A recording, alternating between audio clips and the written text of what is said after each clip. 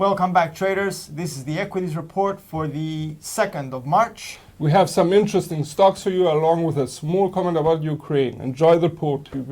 We make a start with Tesla, if I'm correct, right? So Tesla is one of the stocks that is up for the week. It had a minor drop yesterday by 0.7%. We must say that Tesla is currently trading at, yesterday it closed at $864.37. Tesla, along with the total automobile sector, is currently watching very carefully what is happening in Ukraine, especially the sanctions placed on Russia, because Russia is a great exporter of nickel and other metals that are used for battery, electric vehicle batteries, or for normal traditional auto manufacturing. So some of the part that is being exported to the world from Russia's side will now not be available for these companies. So there may be some shortage there? Yes, exactly. Like we saw companies like Ford and GM, Ferrari, they're losing ground after these developments because they may need to buy from elsewhere. Yeah. Which is, it could create, one of the problems that could be created, it may not be difficult to find, but it may be time consuming to find from somewhere else, which could stall the production. There could be some supply chain disruption here. Yeah. That's the main idea. It's a supply chain disruption. But another thing that is related to Tesla and is related to electric vehicles is that with the current sanctions on Russia and Europe basically turning away from buying energy sources from Russia, some countries may be forced to turn to electric vehicles. So it may make it more attractive. It could be in demand for higher production of electric vehicles. But at the same time, I see that governments may possibly encourage people to buy electric vehicles as they want to get away from fossil fuels, or they want to get away from higher energy costs, which are basically keeping the economy down with inflationary pressures. So it all connects together, and for the next months, we could see a turn towards electric vehicles. But still, it's a double-edged sword, so it could go either side. In the short term, it's very difficult. Yeah. Very, very challenging, very difficult. Okay. So the next sector would be the banking sector, and JP Morgan, I understand? The banking sector, the financial sector in the United States is also currently monitoring what is happening with Russia. There's not a lot of exposure towards Russia, but there is significant exposure from Europe to Russia.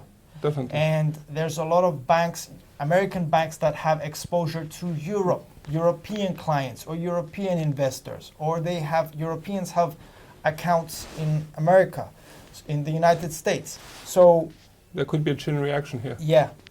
So even though they don't have a big exposure, the effect on the European side could affect them as well. And we're kindly seeing some banks come out and say, I have this exposure, I have that exposure towards Russian investors, or Russian, depends on the business or investments. And we're seeing numbers increasing.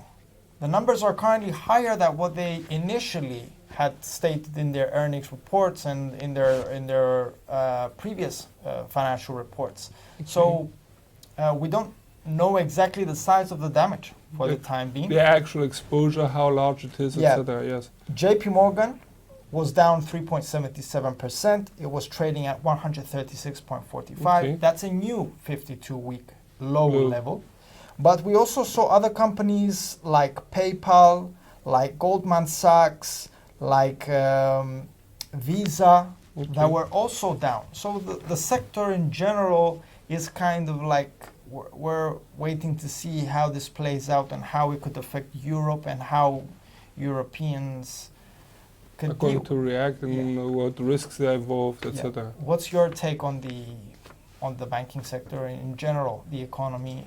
Well, definitely the US banking sector is rather isolated from Russian exposure, but still the interlink with the Europeans is substantial, and the exposure, I expect also German banks to be more exposed to Russian interests than others, but still, as a generic risk, it's there.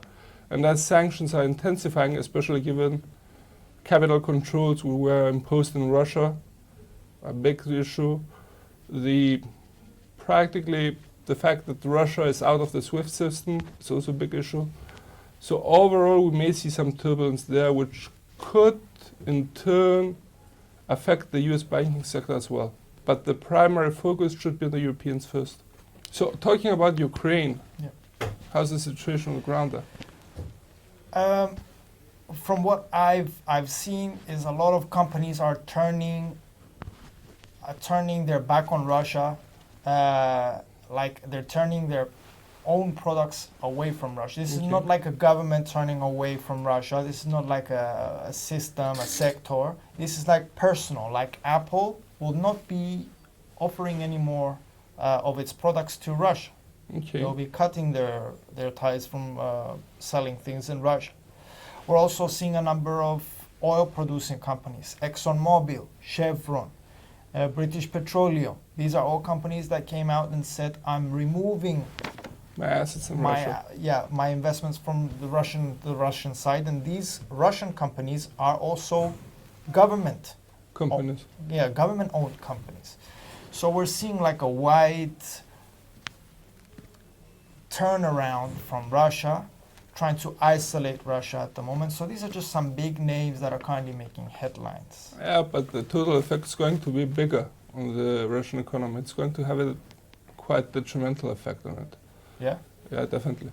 So because big investments are in Russia from the West, and I don't know whether the Chinese, which are considered an alternative source of investment, could actually cover for such a size of a loss.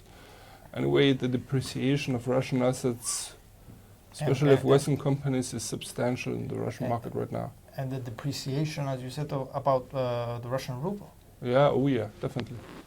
What that makes look, the Russian ruble seems to have renewed its bearish tendencies practically since yesterday, when President Biden in his State of the Union speech more or less got quite personal with President Putin. He said that they will pay dearly practically for the invasion of Ukraine, etc., etc. So the situation has still some way to be escalated, but for the time being, I think that the ball is in the Russian court right now. We have to wait and see how the Russians will continue with the invasion, whether they're going to be escalating the military operations or not. That should be it for the time. So that should sum it up for the day, people. We hope that you found this report useful. Thank you very much for your time, and we'll see you next week.